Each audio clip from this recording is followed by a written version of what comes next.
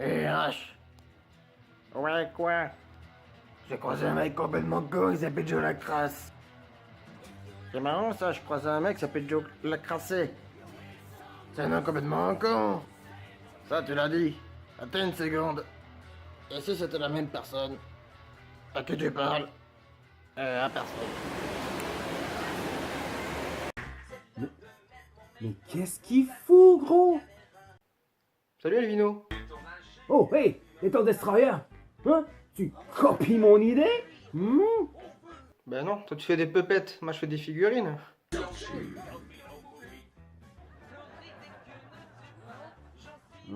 T'es sérieux, gros? Hein? Si tu veux, je mets ta chaîne en description. Ah, ah ouais. À la prochaine, gros. À plus. Oh, il est Destroy. C'est Little Destroy. Et aujourd'hui sur Destroy Movies, on va parler de Joe Lacrasse. Joe Lacrasse.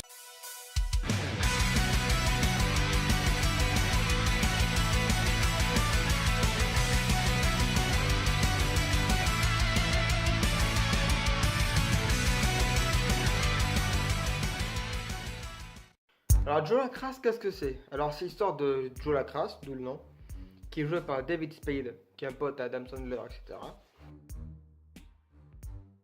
Qui va nous expliquer sous forme de flashback qu'il cherche ses parents. Et il a traversé pas tous les États-Unis, mais une bonne partie des États pour aller jusqu'à Los Angeles voir ses parents. Donc c'est un film qui se passe sous forme de flashback. Et il va être amoureux d'une fille hyper belle.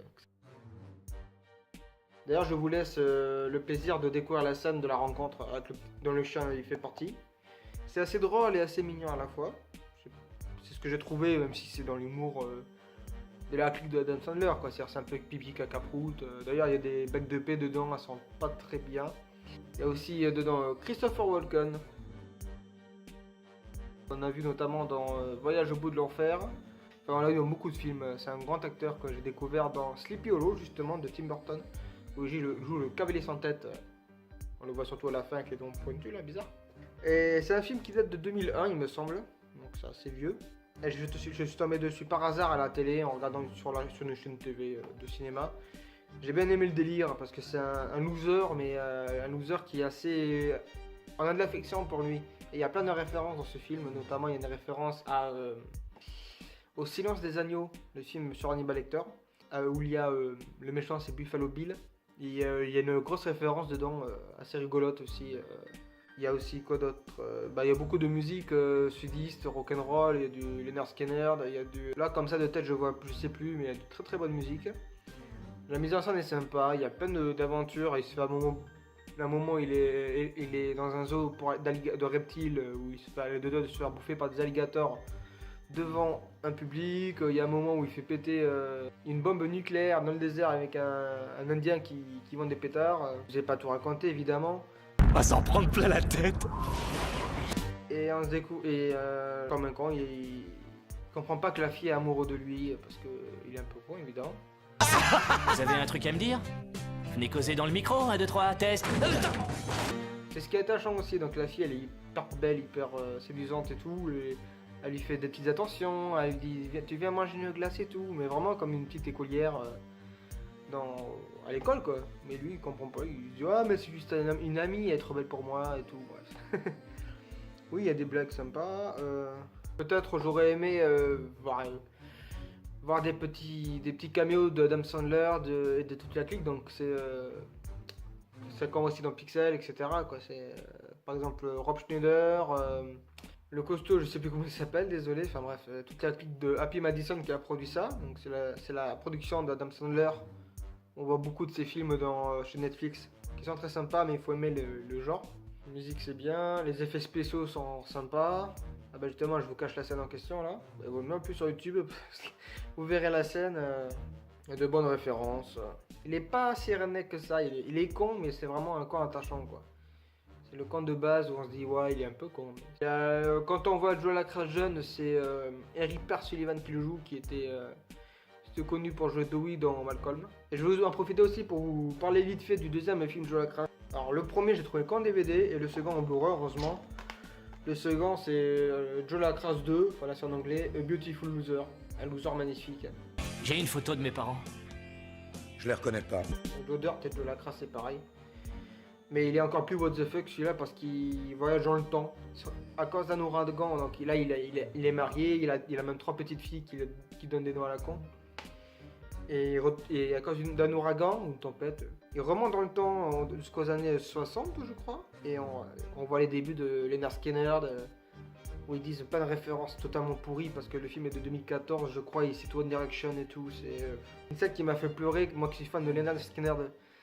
C'est une scène qui m'a fait pleurer, enfin pas pleurer, mais rager quand ils disent on va s'appeler Wham, on va s'appeler machin, on va s'appeler One Direction, parce qu'on va dans une seule direction, le ciel, etc.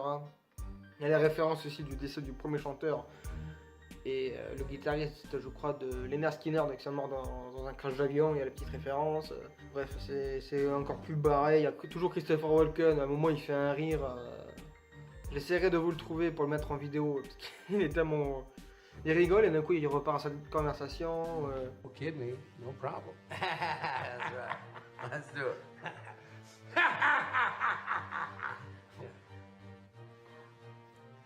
Toujours aussi bon, Beautiful Loser avec toujours David Spade dans le rôle principal.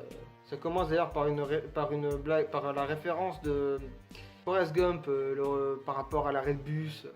S'il raconte sa vie à une personne aussi, là c'est toujours des flashbacks. Joe Lacrasse 1 et 2, c'est excellent je trouve pour les gens qui aiment les films un peu barrés, un peu sympa quand même, un peu drôle, un peu n'importe quoi. Voilà, je sais pas, c'est pas mes films préférés. Si je vais faire un top 10 ou top 50, ils font partie c'est top 100 je pense. Mais je préfère essayer d'éviter les tops. Je dis pas que j'en ferai jamais. Si un jour on me demande si je veux faire un top en vidéo, j'essaierai de le faire. Mais je tricherai un petit peu, on verra ça. Parce que j'évite de faire des tops de films. Parce que là c'est dur de dire son film préféré quand on en voit beaucoup. Ça dépend des trucs, voilà. Mais ils font pas partie de mes films préférés, mais j'adore les voir. Parce qu'ils sont drôles, c'est bourré de références, bourré de musique. Bourré de tout quoi. Et il y a même un putain de morceau de Cold Ford. Et je vous conseille d'aller voir Cold Ford sur YouTube. C'est un mec, il fait un mélange de rap, country, un peu rock. Très sympa. Colt comme un Colt et Ford comme la voiture, la Ford. C'est très con comme référence, mais on peut pas faire mieux. Et j'espère que la petite intro vous aura plu. J'essaie de faire des trucs en pensant à mon pote Elvino. Donc vous trouverez en description quelque part. Soit dans la barre de description en bas, soit je mettrai en anglais, je sais pas encore. Qui fait des putains de marionnettes, il s'éclate à faire ça, je vous conseille. Et franchement, je trouve qu'il met plus d'abonnés qu'il en a parce que c'est drôle quoi. C'est une fois qu'il est vraiment son univers, de temps en temps il fait participer sa famille et tout, c'est très sympa. Donc j'ai pas encore fait la scène d'intro, mais je vais le faire juste après. Hein. Allez, dites-moi ce que vous en pensez de la scène d'intro. Hein. Je vais faire selon le film un sketch. Donc là, Joe Lacrasse. On va voir ce que je vais faire, sachant que c'est un imbécile, mais qui est gentil, qui fait pas de mal à personne avec des putains de références. Donc voilà, j'espère que cette critique de Joe Lacrasse vous aura plu et ma nouvelle intro. Si vous voulez une explication sur l'intro, dites-moi-le. Dites-moi en commentaire ce que vous avez pensé et si vous avez vu le film ou les films de Joe Lacrasse, si vous avez aimé les films ou le film, et si vous avez envie de le voir. Si vous avez vu des bonnes annonces ou quoi. Comme moi j'ai vu par hasard hein, et j'ai adoré. D'ailleurs en fait j'ai vu le dernier film avec David Spade justement. Qui s'appelle The Do... Je sais plus, c'est un film sur Netflix avec Adam Sandler hein, avec son pote. Et c'est un film assez drôle, sous fond d'agents secrets un peu bizarres qui vivent à 100 à l'heure. The Do Underver, enfin non pas comme ça mais dans la con anglais quoi. Sur ce, je vous dis à la prochaine. Et n'hésitez pas à partager vos avis, vos points de vue sur le commentaire YouTube et à la partager et à mettre un j'aime. Si moi perso, quand je mets des j'aime, parce que j'aime et parce que la personne que je suis, je veux la soutenir. Mais après, c'est pas obligé évidemment, c'est juste que comme ça aide à être un peu plus visible. Et puis moi, ça me motive un peu à faire des vidéos parce que vous voyez que je fais pas beaucoup de vidéos. C'est pas grave, hein, c'est pas de votre faute, c'est surtout moi qui ai un peu question de flemme. Et comme pour l'instant.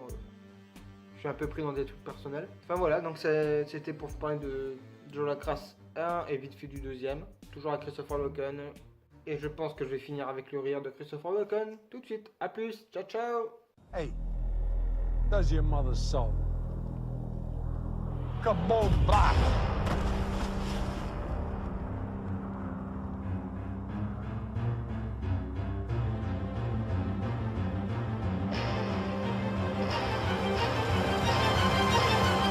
to stitch that.